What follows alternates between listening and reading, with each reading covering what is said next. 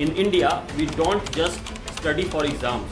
We fight wars. Parents अपनी पूरी life saving लगा देते हैं, जमीन तक बेच देते हैं. Is this a culture of study और is this just a battle for survival? Education of विद्या नहीं एक प्रोडक्ट बन चुका है जहां स्टूडेंट्स को इंसान नहीं समझा जाता. मैं यहां पर आपको 3 हार्ड डेटा और फैक्ट्स बताऊंगा. तो दोस्तों ये बहुत बड़ा मनी गेम है, यानी हर घंटे एक स्टूडेंट अपनी जिंदगी ले रहा है. दिल्ली के मुखर्जी नगर में ऐसे हजारों भैयाज रहते हैं. जो स्टूडेंट्स मेरा ये वीडियो देख रहे हैं उनके लिए मैं बस यही कहना चाहूंगा. दोस्तों वीडियो शुरू करने से पहले यहाँ मैं एक डिस्क्लेमर देना चाहूंगा कि ये वीडियो मैंने सिर्फ एजुकेशनल और अवेयरनेस पर्पस के लिए बनाया है. इसमें शेयर किए गए फैक्ट्स किसी भी particular coaching institute, teacher, student या पेरेंट को पर्सनली टारगेट करने के लिए नहीं है. हम सिस्टम, कल्चर और पैटर्न्स पर बात कर रहे हैं, न कि किसी इंडिविजुअल लोगों के कैरेक्टर्स पर. हर व्यूअर से रिक्वेस्ट है कि इस कंटेंट को एक पर्सपेक्टिव के रूप में देखें. फाइनल फैसला हमेशा अपनी रिसर्च, सिचुएशन और प्रोफेशनल एडवाइस के बेसिस पर ही लें. दोस्तों हमारे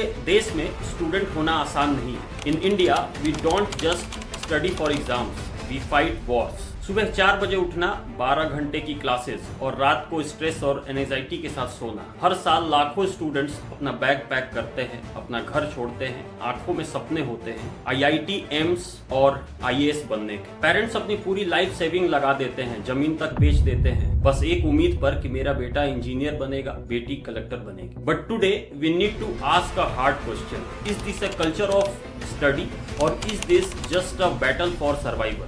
आज हम बात करेंगे भारत की 50,000 करोड़ की कोचिंग इंडस्ट्री की. एक ऐसी इंडस्ट्री जो टॉपर्स तो बनाती है लेकिन बचपन भी छीन लेती है. दोस्तों यहाँ प्रॉब्लम पढ़ाई नहीं है, प्रॉब्लम है हाइपर कमर्शलाइजेशन की. एजुकेशन ऑफ विद्या नहीं एक प्रोडक्ट बन चुका है. जरा सोचिए, एक 15 साल का बच्चा जो अभी ठीक से दुनिया भी नहीं समझता, उसे कोटा या सीकर के एक कमरे में बंद कर दिया जाता है और फिर उसका डेली रूटीन क्या हो जाता है? फिजिक्स 2 घंटे, केमिस्ट्री 2 घंटे, मैथ्स 2 घंटे, डाउट सॉल्विंग 3 घंटे, सेल्फ स्टडी 4 घंटे. फिर उसके सोशल लाइफ का क्या, उसकी हॉबीज का क्या?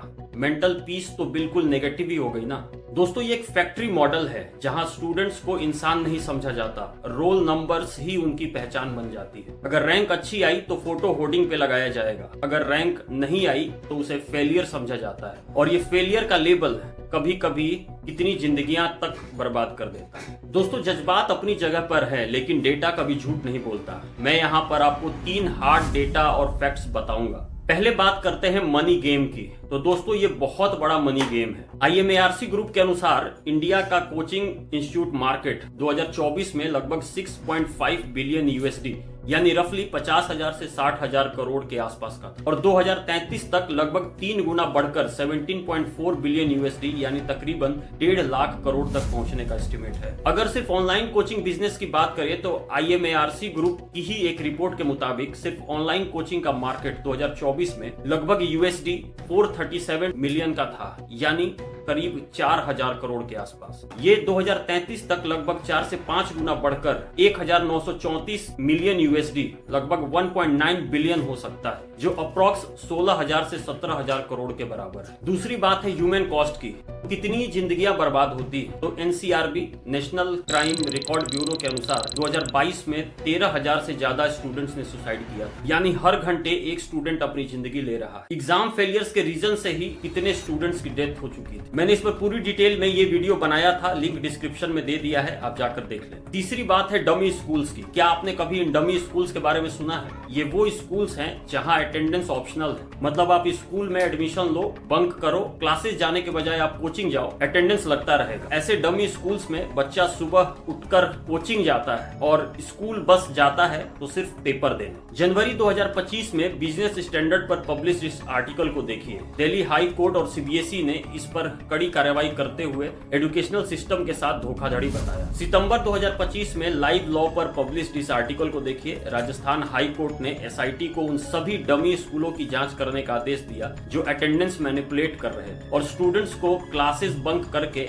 नीट और जी कोचिंग के लिए भेज रहे हैं. दोस्तों डेटा से नंबर पता चलता है लेकिन कहानियों से दिल दुखता है. याद है वो जुलाई 2024 की दिल्ली के ओल्ड राजेंद्र नगर की घटना. बाहर बारिश हो रही थी और कोचिंग के बेसमेंट की लाइब्रेरी में 3 छात्रों के साथ क्या हुआ था। बारिश का पानी अचानक बेसमेंट की लाइब्रेरी में घुस आया और तीनों छात्रों तानिया सोनी, श्रेया यादव और नवीन देलविन की मौत हो गई। क्यों? क्योंकि ये लाइब्रेरी इलीगल बेसमेंट में चल रही थी। जब ऐसी कोई घटना होती है तो सोशल मीडिया पर भी गुस्सा फूटता हुआ दिखाई पड़ता है। यूपीएससी विसल ब्लोअर नाम का अकाउंट जो कि काफी वायरल है, जो एस्पिरेंट्स को वार्न करता है। सितंबर 2024 में द प्रिंट पर पब्लिश इस आर्टिकल को देखिए। दिल्ली के मुखर्जी नगर में रहने वाला 25 साल का यूपीएससी एस्पिरेंट एक्स पर, मतलब जो पहले ट्विटर था, एक्स पर कोचिंग इकोसिस्टम की कड़वी सच्चाई को सामने ला रहा है। द प्रिंट के इस आर्टिकल में आगे लिखा है, यूपीएससी कोचिंग विसल ब्लोअर की एक आईडी है जिसके थ्रू वो एक्स पर पोस्ट करता है। मैंने एक्स पर देखा तो सच में ये आईडी एग्जिस्ट करता है। दोस्तों, आखिर ये हालत क्यों है? क्या ये बस एक तरह का फोमो है? पेरेंट्स को लगता है कि पड़ोसी का बच्चा अगर कोचिंग जा रहा है तो